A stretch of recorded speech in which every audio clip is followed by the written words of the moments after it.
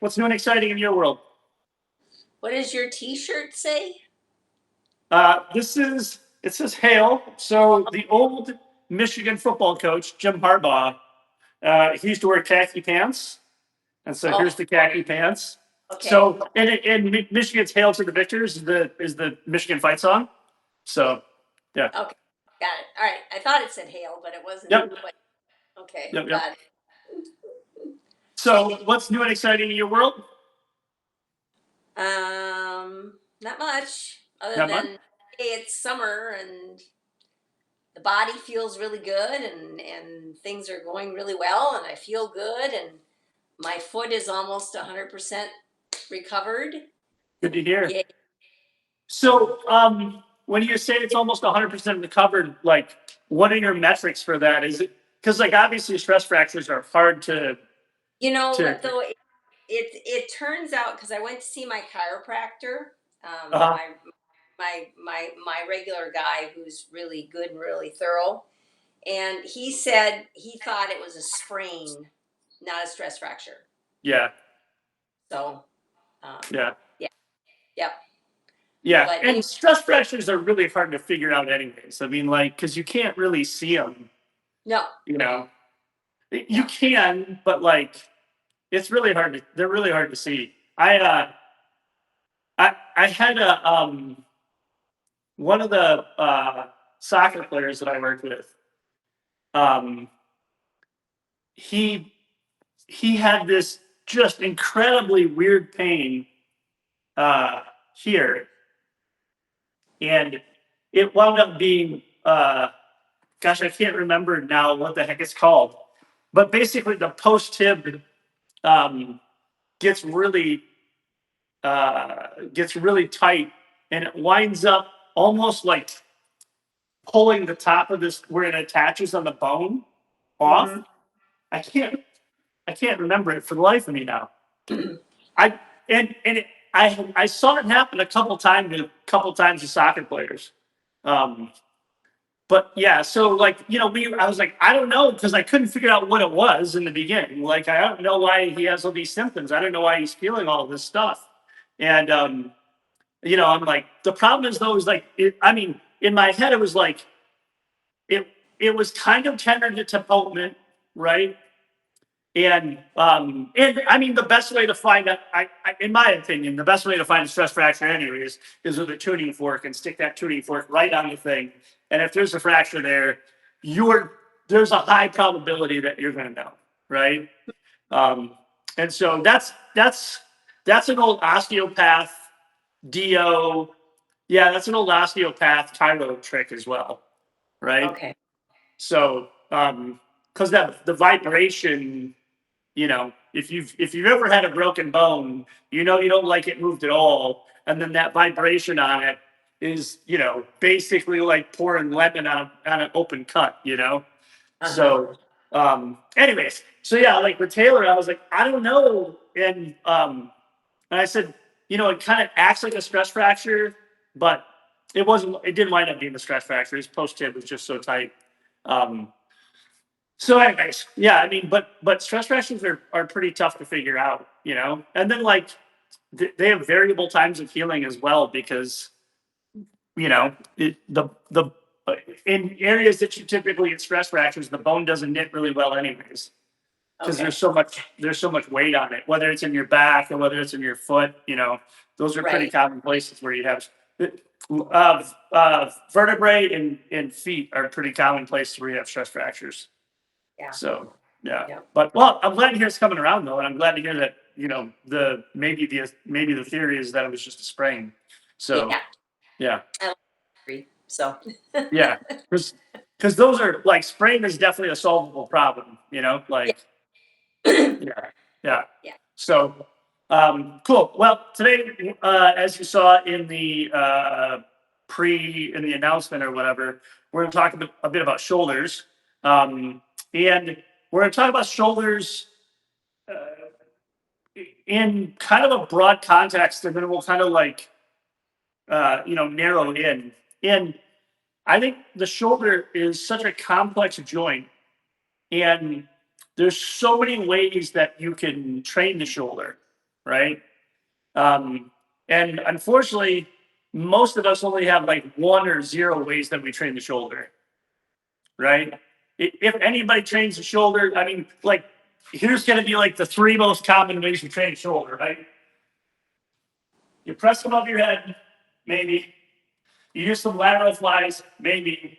And maybe you bend over and you do some rear delt flies, maybe, right? And I'm saying maybe on all 3 of those things because you just don't see people do a lot of that. And while those are cardinal movements for sure, right, that you need to have, and I think the pressing above the head is one of the more neglected areas that we, especially as we get older. Um, it doesn't occur to us that we need strength overhead, but we do. Um, and we need strength overhead for just healthy shoulders, anyways, right? So when during COVID, when I was doing all the online teaching to massage therapists and a bunch of folks, um, in my in my in the course that I taught, we looked at shoulders and we kind of broke them down into flexion, extension, uh, internal rotation, external rotation, and then basically kind of abduction and adduction, right?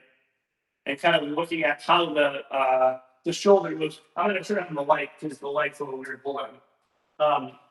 And try to track like how the shoulder actually moves. And so,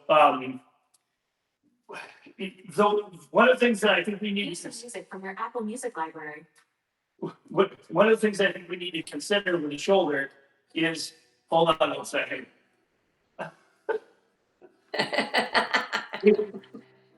we we have a home pod.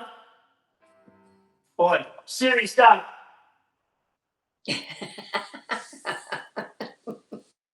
Yeah, we have a home pod in the gym, and it sometimes thinks that I'm talking to it, and I'm not. Obviously, I didn't see anything that it was close to that thing, but it does sometimes. Anyways, so when we get into uh, flexion extension, we want to start to look at how the scapula or the shoulder blade actually moves, and then also, how far can you get above your head with your arms? And oftentimes, what will happen is that people will have one arm that doesn't move as well as the other one. So this one's a pretty easy one, and especially with shoulders. Like I really encourage everybody to film a lot of your movement because it's going to help you to see stuff, right? It's going to help you learn how to assess your own movement. But with the shoulders, it's pretty easy in some of these things.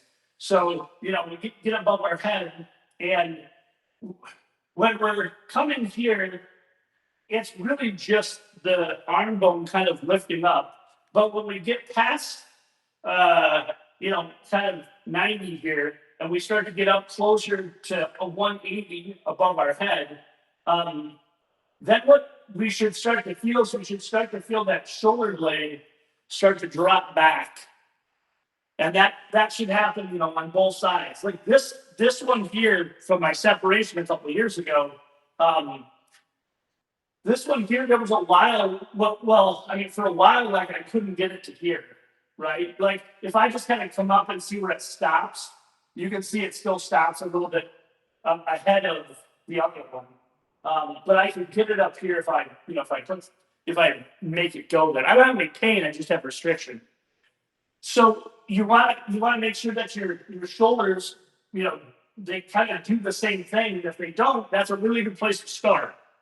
And then as the shoulder blades drop down, you should get a little bit of extension or rib cage flare because that shoulder blade is a hard bone bumping into your rib cage, and so that your rib cage should start to lift up a little bit. So as I get to here, and as I start to go back here, my rib cage should start to extend a little bit, just naturally, because of the bones running into the other bones. And then when we're going back, this one here is really, really undertrained. So getting back into extension, this is really, really undertrained. And I think that if if you could work on one thing at all, like this, that range there for a lot of people is really chronically undertrained. And a really good way to start to work on that, funny enough, and you'll get better beach muscles. The gun show can come out a little bit, right? You can impress everybody. Um, is doing incline curls because it starts to really open up the front of the shoulder at the bicep tendon at the shoulder and getting into this motion here and starting to strengthen the the shoulder in that fully extended state. Another way you can start to work on it as well is loading the tissue. And we all can, people look at these movements and they're like, oh my God, this is terrible. I can't believe it. But we all did this when we were kids, right? When we were kids, you grabbed onto the monkey bars and you pulled your legs through both ways, right? Yep. And so starting to explore motions where you're starting to load the tissue behind you in extension, right? And then just using the isometrics there of holding that position and kind of that passive stretch almost. You could push back a little bit into the bar as well and use like a PNF or muscle energy technique to activate that a little bit. But that position is really super undertrained.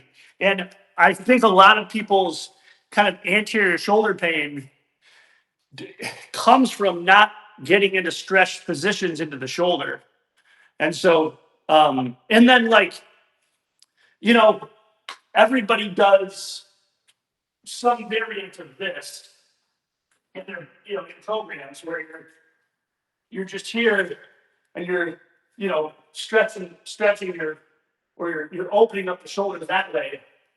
But like we've talked about before, it's just really hard to scale. And so you can't increase the load. And obviously, on the one from the bar over here, the actual increase of the load is A, getting your arms up a little higher, but B, having enough shoulder integrity that you can hang in that position.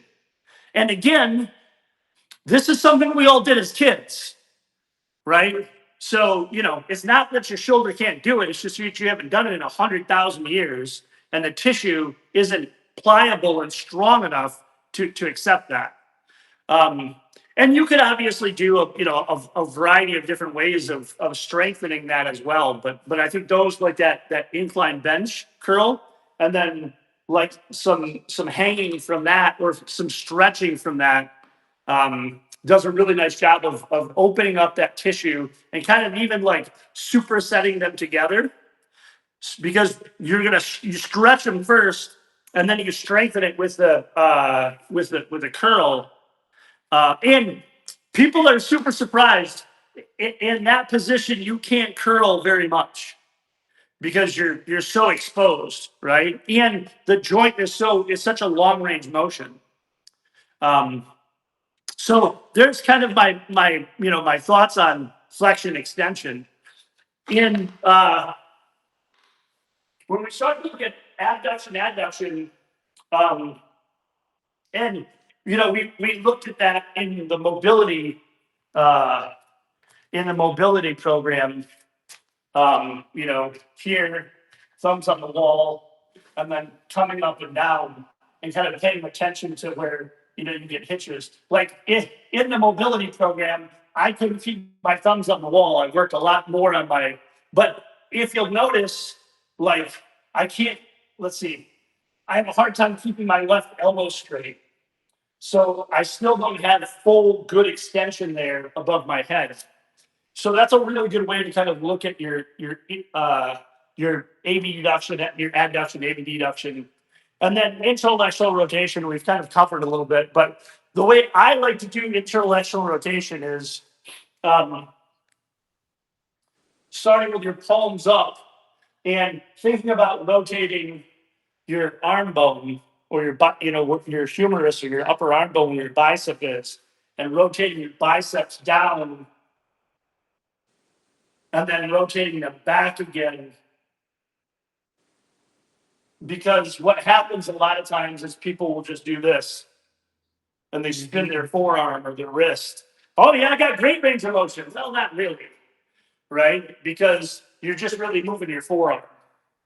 So, and then, as we talked about with the neck, the more internally rotated you are, the more flexion you get of your rib cage, and the more external rotation that you get, the more extension that you get of your rib cage, and then that impacts the neck as well.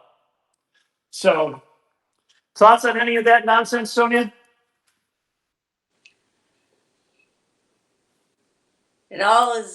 I've noticed a huge change since I've been doing the shoulder protocol. Yeah, In my range of motion overhead.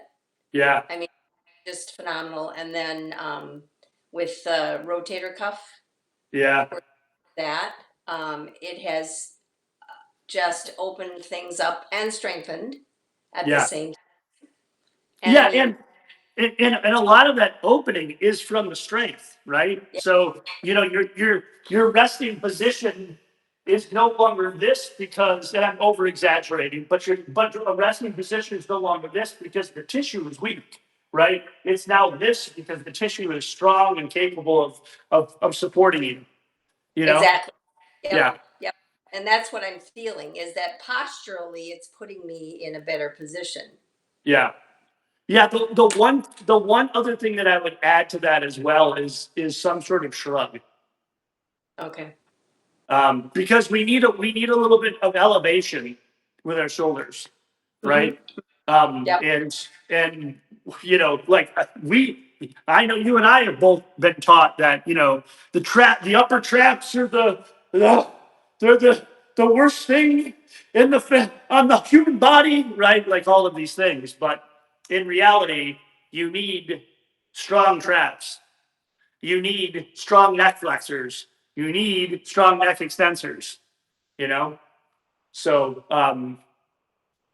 because then, like, when you get in what I did in the, uh, in my, in that program during COVID was I said, okay, and now we're going to go Goldilocks and the Three Bears, right? So, like, we're going to make this the craziest idea ever.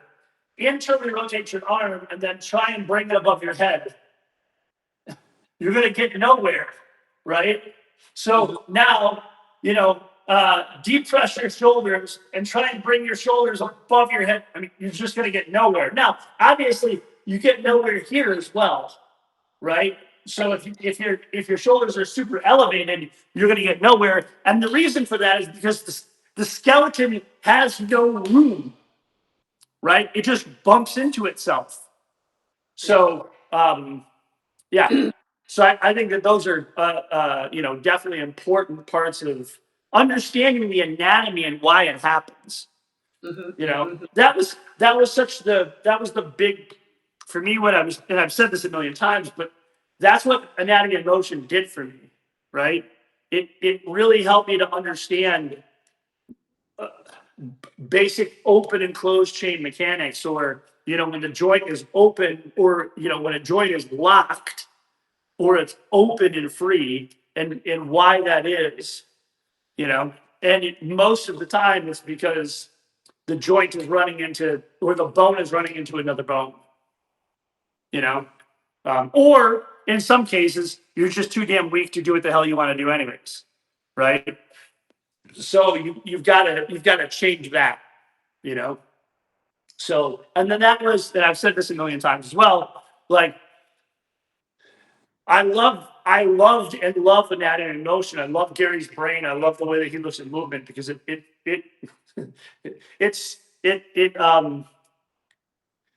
simply complexly explains human movement. The thing that I wanted to find with that as well was the actual, like, tissue loading as the skeleton moves, and then that's the marrying for me of ATG and anatomy and motion, is because in ATG we look at all those long range motions, and then also I actually think that Katie Bowman has a lot of good stuff on that as well. Especially on a level of teaching you how to move your skeleton and in that initial loading phase of just the skeleton, right? When Marcia and I first did snow angels on the ground, oh my God, my freaking terries were so sore for like days on end after that. Because we did, like I would come in because she would be learning something. She's like, "Come here, Sean, you're a strong guy. Try this. What do you think?" You know? And so then she would have me do stuff, and then I would text her the next day or see her the next day at the studio and go, "Dear God, I'm sore, wherever I was sore at." So yeah. Yeah. So I think in that initial stage of loading, where it's just your skeleton, and if you don't have those ranges of motion, and your body hasn't moved in those ranges of motion in a long time, your skeleton is enough, right? But eventually, you need to externally look. You need some external load to increase your range of motion. Well, increase your strength, which then should increase your range of motion too if you're exploring a lot of different movement patterns. Right. So yeah. So So, yeah, go ahead. comment about the extension that happens in the rib Yep. cage when you arm Yep. up. But it's only rib cage, not lumbar. See, that's where I was running into problems because I was locking down my rib cage when I should have been keeping Yeah. my Yeah. pelvis in position. Yeah. Yeah. Blocking. And now, so if we look at it in the totality of it, if your rib cage extends enough, then your lumbar spine is going to move as well, right? Okay. Because they clog together, right? So Okay. if this is really tough too, because as we talked about before in the past, your rib cage, your thoracic spine is like the middle child, right? So it catches health in the head and it catches health in the pelvis.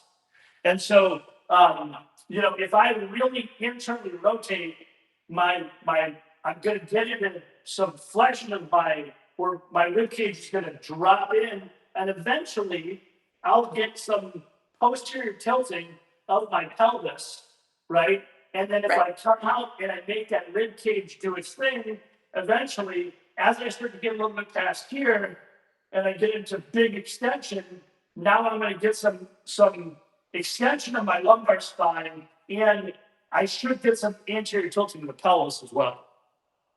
Okay. So, no, but both of those things happen in big movements, right? So, where you're kind of going outside of the normal range of motion.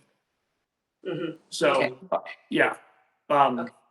But what a lot of people do is they lock down that rib cage, because what happens when they don't have enough strength above their head, then they start to thrust their ribs, right? Oh, yep.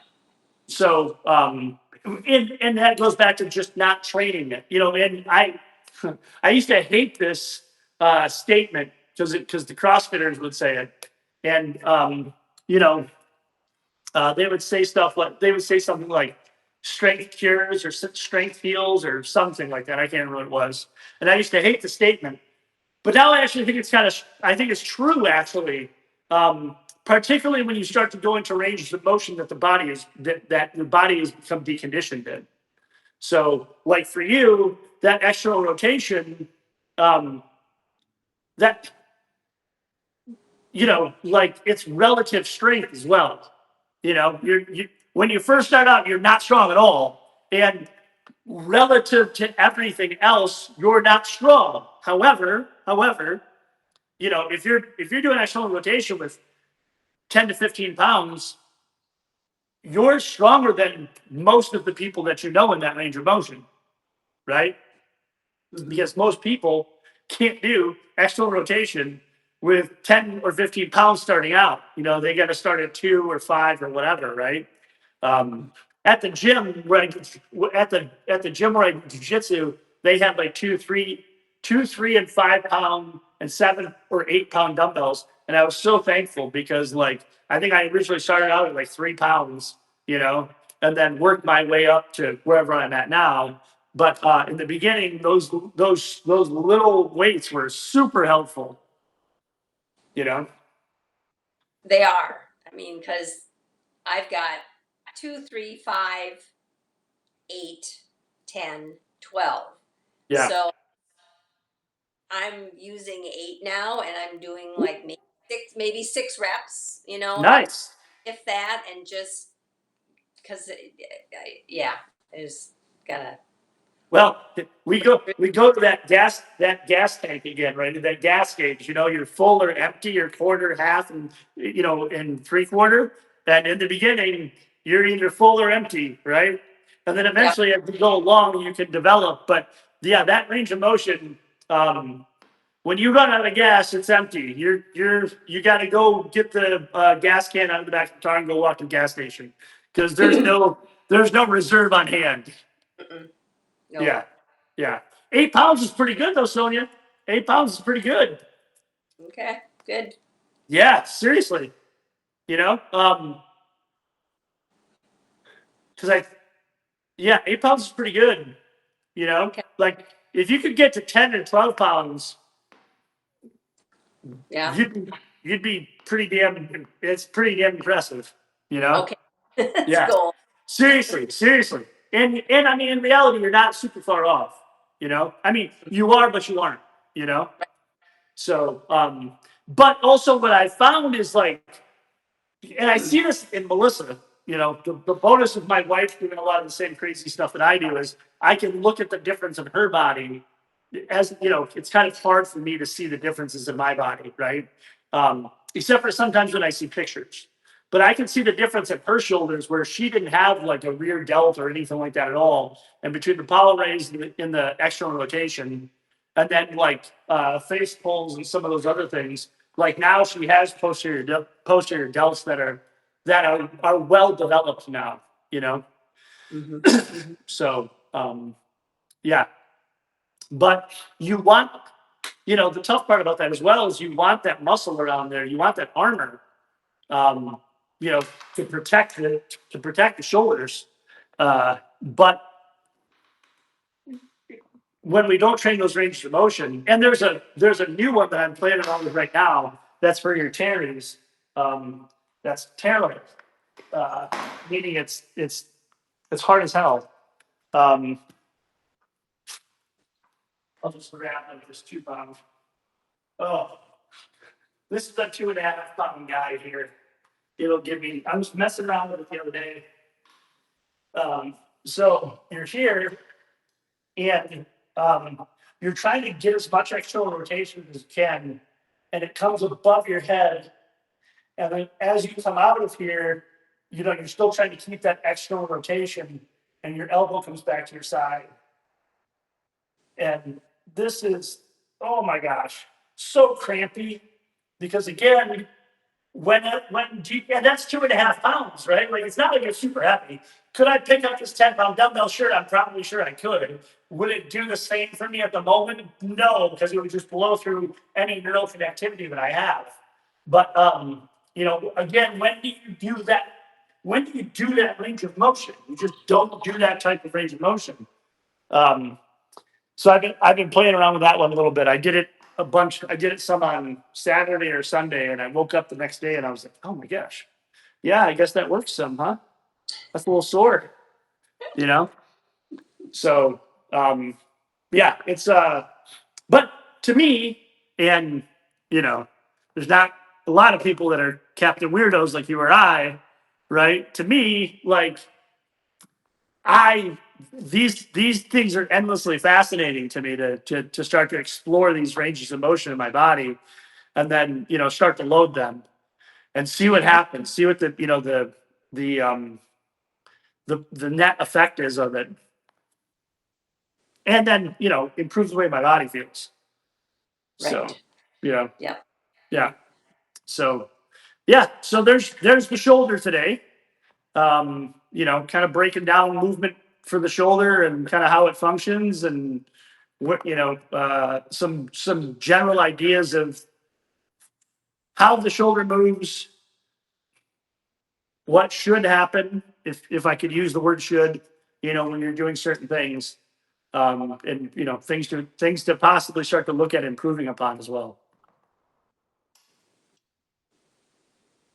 So any last words of wisdom, Sonia, after listening to me blabber for 30 minutes?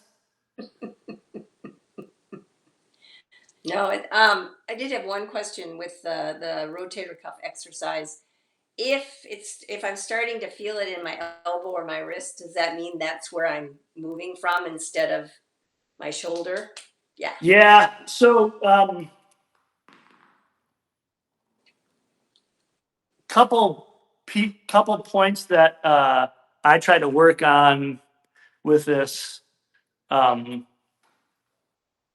So having my elbow on my knee, or my knee on my elbow on my knee. I did say that right. is helpful. Also, really trying to keep my chest open Oh, and okay. and not looking at it. Yeah, cause I watch. I'm looking at it. Okay, Yeah, okay, yeah, cause I'm watching it. yeah. Okay, Because all right. what will happen then is that you'll Go wind up rotate. not getting, as you start to actually rotate, the scap won't drop Okay, because yeah. you're essentially decreasing the tension. I have to work on that really hard. That's why I know that. So Okay, yeah, all right. yeah. Good So tip. yep. Cool. All right. All right. Well, great chatting with you as always, Yep. Sonia. I think next week we're going to talk. We haven't talked about the knee really in a while, so I think next week we're going to talk about the knee. Oh, I think that would be good. Yeah. Yeah. So Talk about the knee. cool. All right. All Well right. then, thanks so much, Sonia. I'll see you Right. next week. Have a good week. Bye bye. Yep. Bye bye.